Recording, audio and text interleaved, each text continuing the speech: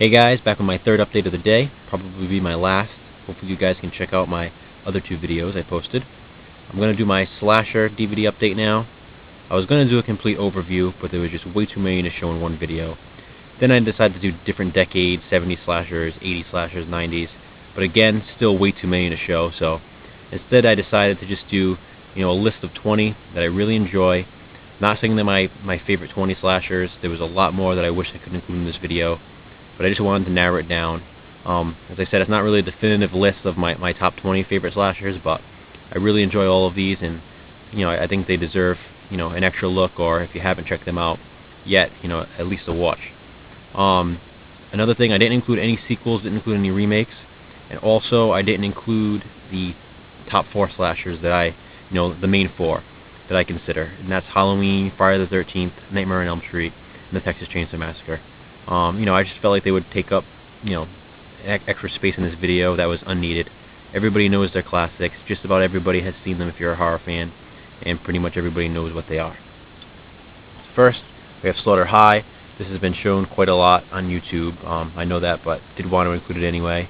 The Region 1 uncut version, typical 80s slasher.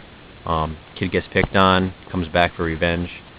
Plain and simple, but that's what 80s slashers are all about, so it's good stuff.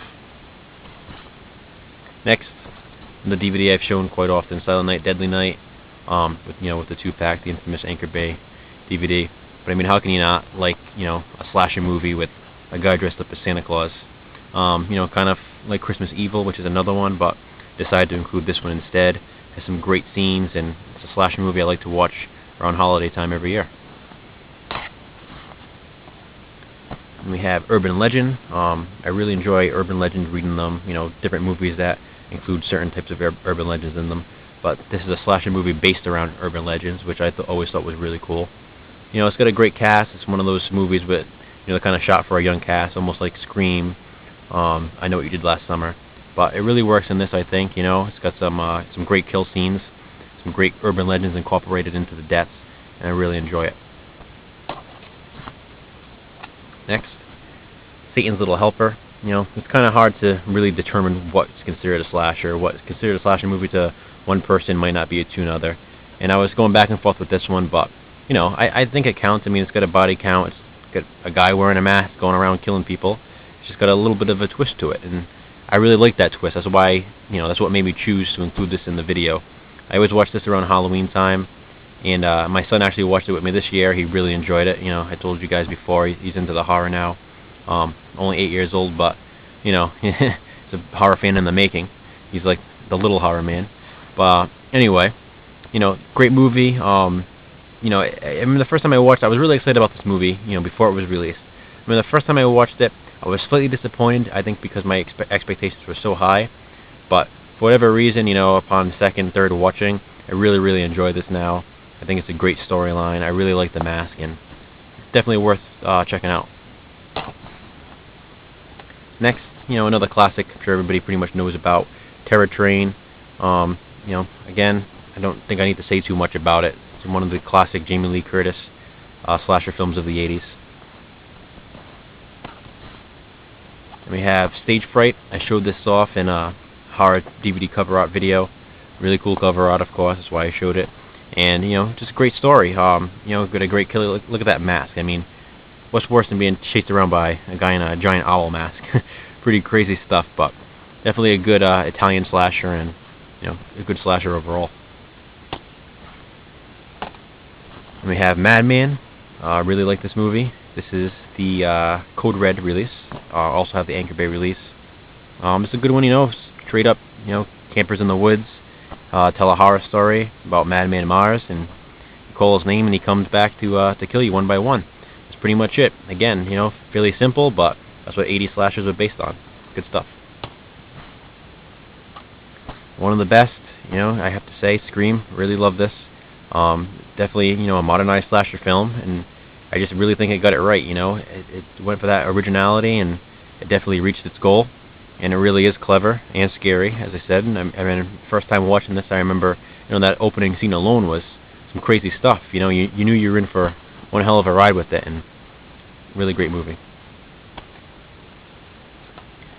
And we have Alice Sweet Alice, sort of a religious horror movie, but definitely considered a slasher in my opinion. Classic scenes, Brooke Shields' first movie appearance as well. Some really great kills in this, some interesting characters, and I've always liked it. And another kind of different one, Behind the Mask, The Rise of Leslie Vernon.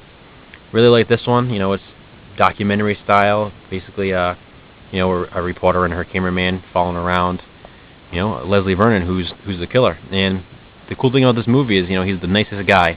And here they are getting along with them. You know, he's really hospitable, all that. He's just kind of like your everyday guy. He's fun to hang out with.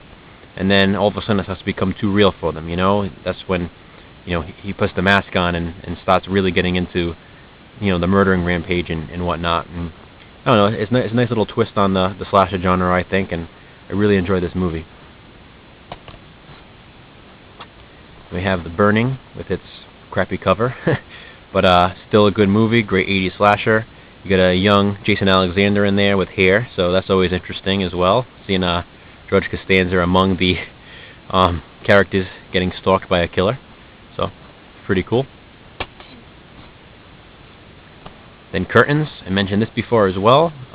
Probably, as I said before, one of the best masks, if not the best mask any slasher wears. Really cool. Is that great scene, you know, the ice skating scene in you know, in the middle of the day, you know, bright sun, daylight, and being stalked by you know, someone in an old hag mask. Creepy stuff. Great slasher. And we have Taurus Trap, another great one.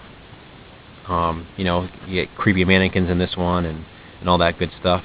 Almost kind of reminds me of a House of Wax type movie as well, but even better. You know, more along the slasher lines. And really always enjoyed this movie. We have The Funhouse, which, you know, I still consider to be a slasher. It's kind of strange in the sense, I don't know, you know, a lot of it doesn't get going until, you know, the movie's almost over. It's probably about, you know, 30 minutes, maybe a little bit more left of the movie before anybody really starts to get killed. But still really enjoy the movie. I really like the setting of it. You know, I mean, come on, anything in a funhouse is creepy. Also have Elizabeth Berridge. Really like her. She's also in Amadeus, but she's right there. She's like kind of the scream queen in this movie. And I really wish she had done more, you know, horror movie work, because I really enjoyed her in this. And we have Black Christmas, absolute classic, love it. Another one I watch, you know, every year on the holidays. Great movie, you know, great phone calls, kind of like you know, When a Stranger Calls, but even before When a Stranger Calls came out. So, you know, this came first. This came before When a Stranger Calls. It came before Halloween. You know, before Friday the 13th, obviously. I mean, this to me is kind of where it started. You know, I mean, a lot of people consider, you know, Peeping Tom a slasher movie and Psycho, but, you know, then there's others that consider this to be the first, you know, actual slasher film. I don't know where I stand with that, but either way, really love this movie. You know, I love the scene of, spoiler alert, Margot Kidder's death. Probably the best scene in the movie. You know, with the carolers outside singing as she's being stabbed to death with a little glass statue. Pretty cool. And we have Hatchet, a modern day slasher, but it definitely does feel like old school American horror. You know, gotta love Victor Crowley, such a great slasher. You know, playing by Kane Hodder, also plays Jason, of course.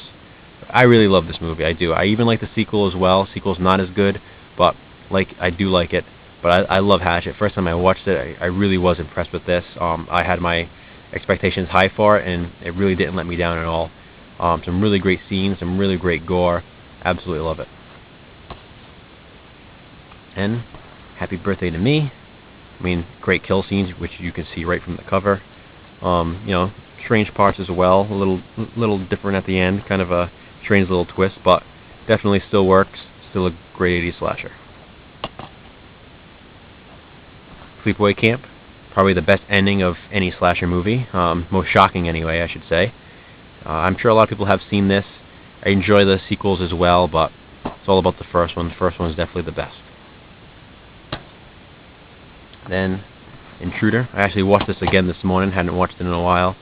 Really good movie. I really love the setting of this. You know, the whole supermarket setting, kind of locked in, kind of almost like a claustrophobic type setting. You know, being trapped in there with a killer and not even knowing. It's definitely good stuff. It's just great 80s slasher goodness.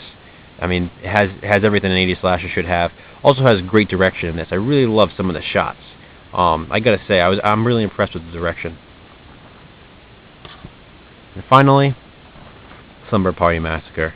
I mean, it doesn't get any cheesier than this. This is what 80s slashers are all about. It's kind of the epitome of 80s slashers. And I don't know, I just always really enjoyed it. 1982, I believe it came out, if that's correct on the case there. Just wanted to make sure. For some reason I was thinking 70s, but it is 80s. It's 1982. Yeah, really good slasher movie. I mean, and the cover alone, you know exactly what to expect. But I gotta say, the driller killer in here is probably one of the most underrated slashers, I think. He doesn't get a lot of credit, but he's a pretty creepy guy. Especially the end scene when he actually starts to talk. Really cool scene. I mean, killing ladies with a power drill. I mean, what more could you ask for in a slasher film?